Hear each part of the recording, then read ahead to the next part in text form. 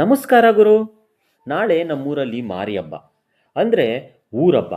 ನಿಮ್ಮೂರಲ್ಲಿ ಊರಬ್ಬಕ್ಕೆ ಏನಂತ ಕರಿತೀರಾ ಅಂತ ಮರಿದೆ ಕಮೆಂಟ್ ಮಾಡಿ ತಿಳಿಸಿ.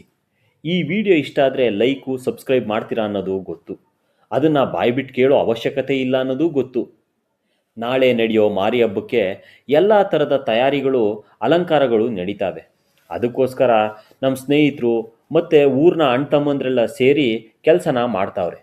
ನಾಳೆನೇ ಹಬ್ಬ ಐತೆ. ಅದಕ್ಕೆ ಎಲ್ಲ ಕೆಲಸನೂ ಇವತ್ತು ರಾತ್ರಿನೇ ಮುಗಿಸ್ಬೇಕು. ಅದಕ್ಕೋಸ್ಕರನೇ ಎಲ್ಲ ಹುಡುಗರು ರೆಡಿಯಾಗಿ ಬಂದವ್ರೆ. ಒಬ್ಬನೇ ಒಬ್ಬ ಕೆಲಸ ಮಾಡೋದಕ್ಕೂ 10 ಜನ ಸೇರಿ ಕೆಲಸ ಮಾಡೋದಕ್ಕೂ ವ್ಯತ್ಯಾಸ ಇಲ್ವಾ?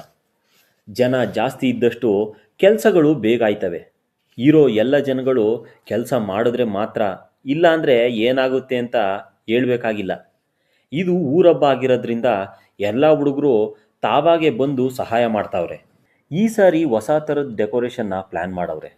ಡೆಕೋರೇಷನ್ ಹೆಂಗೆ ಕಾಣ್ತದೆ ಅಂತ ನೋಡಬೇಕಾದ್ರೆ ಎಲ್ಲ ಕೆಲಸ ಮುಗಿಯೋವರೆಗೂ ಮುಲಾಜಿಲ್ಲದೆ ಕಾಯಲೇಬೇಕಾಯ್ತದೆ. ಅದಕ್ಕೆ ಅಂತಲೇ ಎಲ್ಲ ಹುಡುಗರು ಉತ್ಸಾಹದಿಂದ ಕೆಲಸ ಮಾಡ್ತಾವ್ರೆ. ಎಲ್ಲ ರೆಡಿ ಆದಮೇಲೆ ಹೆಂಗೆ ಕಾಣ್ತದೆ ಅಂತ ನೀವೇ ನೋಡ್ತೀರಾ. ಕೆಲಸ ಎಲ್ಲ ಮುಗಿದ ಮೇಲೆ ನೋಡಿದವರು ಎಷ್ಟು ಚೆನ್ನಾಗೈತೆ, ಎಷ್ಟು ಚೆನ್ನಾಗಿ ಮಾಡವ್ರೆ ಅಂತ ಒಂದು ಕ್ಷಣಕ್ಕೆ ಅಂದ್ಬಿಡ್ತಾರೆ. ಆದರೆ ಆ ಕೆಲಸ ಎಲ್ಲ ಮುಗಿಸೋ ಹೊತ್ತಿಗೆ ಒತ್ತಾರೆ ಆಗಿರ್ತದೆ. ಜೊತೆಗೆ ಕೆಲಸ ಮಾಡಿದವ್ರು ಅಷ್ಟು ಜನಗಳ ಶ್ರಮ ಕೂಡ ಇರ್ತದೆ. ವಿಪರ್ಯಾಸ ಅಂದರೆ ಅಷ್ಟು ಸುಂದರವಾದ ದೃಶ್ಯನ ಸೃಷ್ಟಿ ಮಾಡಿದವರು ಯಾರು ಅಂತ ಯಾರಿಗೂ ಗೊತ್ತೇ ಇರೋಕ್ಕಿಲ್ಲ. ನಿಮಗೆ ಈ ವಿಡಿಯೋ ಇಷ್ಟ ಆದರೆ ಲೈಕು ಸಬ್ಸ್ಕ್ರೈಬ್ ಮಾಡಿ ಅಂತ ಹೇಳಬೇಕಾಗಿಲ್ಲ. ನಾನು ಹೇಳೋದಕ್ಕಿಂತ ಮುಂಚೆನೇ ಮಾಡಿರ್ತೀರಾ ಅಂತ ಗೊತ್ತು.